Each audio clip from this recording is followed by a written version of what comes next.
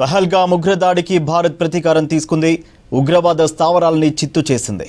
బార్డర్లో పాక్ కాల్పులు డ్రోన్లతో దాడి చేస్తే భారత్ తిప్పి కొట్టింది. నిన్న పాకిస్తాన్ కాల్పుల విరమణకు అంగీకరించింది. రేపు వీటిపై రెండు దేశాల మధ్య చర్చలు జరగనున్నాయి. మరోవైపు సింధు జలాలపై దేశవ్యాప్తంగా చర్చ జరుగుతోంది. పహల్గామ్ ఉగ్రదాడి తర్వాత సింధు జలాల గేట్లు క్లోజ్ చేసింది. ఇప్పుడు గేట్లు ఓపెన్ చేసే ఛాన్స్ ఉందా అనే చర్చ జరుగుతోంది. అయితే సింధు జలాల ఒప్పందం అమలును నిలిపివేయాలన్న నిర్ణయంలో ఎలాంటి మార్పు లేదని భారత్ స్పష్టం చేస్తోంది. సింధు జలాలను పాకిస్తాన్కు ఇవ్వకూడదనే నిర్ణయాన్ని సడలించేది లేదని తెలుస్తోంది. సింధు జలాలపై భారత్ వైఖరి ఎలా ఉండబోతోందనే అంశాలపై మరిన్ని డీటెయిల్స్ విజయ్ లైవ్లో అందిస్తారు. విజయ్, సింధు జలాలపై భారత్ ఎలా వ్యవహరిస్తోంది? సూర్య, పహల్గామ్ ఉగ్రదాడి జరిగిన వెంటనే భారత ప్రభుత్వం తీసుకున్నటువంటి కఠినమైన కీలక నిర్ణయం పాకిస్తాన్కు సింధు జలాల నిలిపివేత.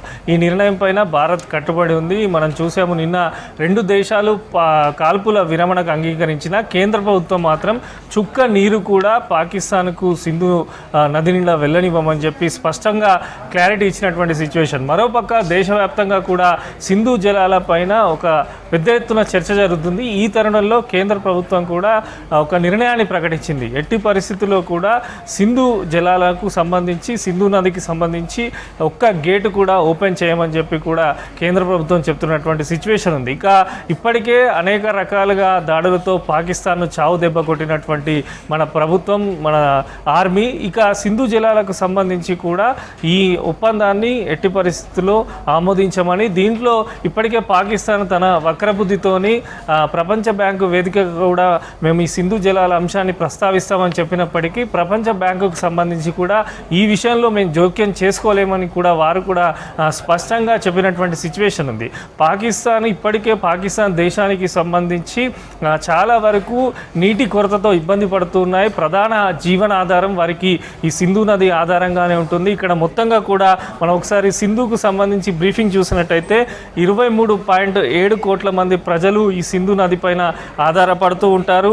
ముఖ్యంగా ఈ సింధు జలాలు ఆపివేసిన తర్వాత కరాచీ, లాహోర్, ముల్తాన్, ఈ మూడు ప్రధాన నగరాలలో కూడా తాగునీటి సమస్య అనేది ప్రారంభమైంది. ఉక్కిరి బిక్కిరి అక్కడ ఉన్నటువంటి ప్రజలు అవుతూ ఉన్నారు. మొత్తంగా కూడా 80% పాకిస్తాన్కి సంబంధించినటువంటి వ్యవసాయం కూడా సింధు జలాలపైనే ఆధారపడి ఉంటుంది. వాస్తవానికి 1960లో రెండు దేశాల మధ్య ఒప్పందం జరిగింది. ఆ తర్వాత పాకిస్తాన్ వ్యవహరిస్తున్న తీరు, రీసెంట్గా పహల్గామ్ ఉగ్రదాడిలో మన దేశ పౌరులను పొట్టన పెట్టుకున్నటువంటి పాకిస్తాన్కు సంబంధించి కేంద్ర ప్రభుత్వం అయితే అనేక కఠిన నిర్ణయాలు తీసుకుంది. దాంట్లో ఒకటి ఈ సింధు జలాల ఒప్పంద విరమణకు సంబంధించి. ఇక వెంటనే సింధు నది మన దేశంలోనే వాడుకునేటట్టు కూడా ఇటు కేంద్ర ప్రభుత్వం కూడా నిర్ణయాలు తీసుకుంటుంది. ముఖ్యంగా 4 రాష్ట్రాలలో ఈ నీటిని వినియోగించుకోవాలని చెప్పి భావిస్తున్నటువంటి సిచ్యువేషన్ ఉంది. అవి రాజస్థాన్, హర్యానా, ఢిల్లీ, హిమాచల్లో ఇమీడియట్గా మన నీళ్లు మనమే వాడుకోవాలని కూడా ప్రధాని గతంలో వ్యాఖ్యానించినటువంటి సిచ్యువేషన్లో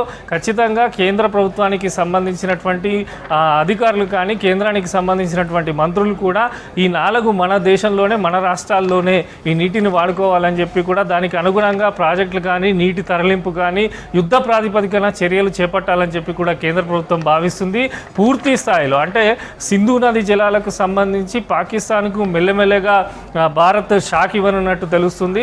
ఓవరాల్గా ఈ జలాలు ఆపివేసిన తర్వాత అక్కడ ప్రజలు కూడా నేరుగా పాకిస్తాన్ పైన తిరుగుబడే అవకాశం కూడా ఉన్నట్టు తెలుస్తుంది. మొత్తంగా కూడా ప్రధాన నీటి ఆధారమైనటువంటి పాకిస్తాన్కు పహల్గామ్ ఉగ్రదాడి జరిగిన రోజే కూడా సింధు జలాల ఒప్పందాన్ని విరమిస్తున్నట్టు భారత ప్రభుత్వం కూడా ప్రకటించింది. అనేక రకాల క్షిపణుల దాడులు, ఎక్కడికక్కడ చావు దెబ్బ పాకిస్తాన్ను భారత ప్రభుత్వం కొడుతూనే ఉంది. మన ఆర్మీ కూడా ధీటుగా స్పందిస్తూ ఉంది. ఇక సింధు జలాలకు సంబంధించి కూడా రేపు చర్చ జరిగినా కూడా ఈ చర్చలో కూడా ఎట్టి పరిస్థితుల్లో కూడా ఒక బొట్టు నీరు కూడా పాకిస్తాన్కి ఇవ్వబోమని చెప్పి కేంద్రం అయితే పిడికిలెత్తి మరి చెప్తున్నటువంటి సిచ్యువేషన్ అయితే మనకు కనిపిస్తుంది. ఓవరాల్గా మన నీళ్లను మనమే వాడుకోవాలని చెప్పి కూడా కేంద్ర ప్రభుత్వం భావిస్తుంది. 4 రాష్ట్రాల వ్యవసాయం కానీ, 4 రాష్ట్రాల్లో ఉన్నటువంటి ప్రజలకు ఈ నీటిని అందించాలని చెప్పి కూడా కేంద్ర ప్రభుత్వం భావిస్తుంది. ఈ తరుణంలో అనేకమైనటువంటి ప్రపంచ వేదికల ద్వారా కూడా చర్చ జరుగుతున్న తరుణంలో ఎట్టి పరిస్థితుల్లో ఈ ఒప్పందాన్ని అయితే మేము విరమించుకోమని చెప్పి కరాఖండిగా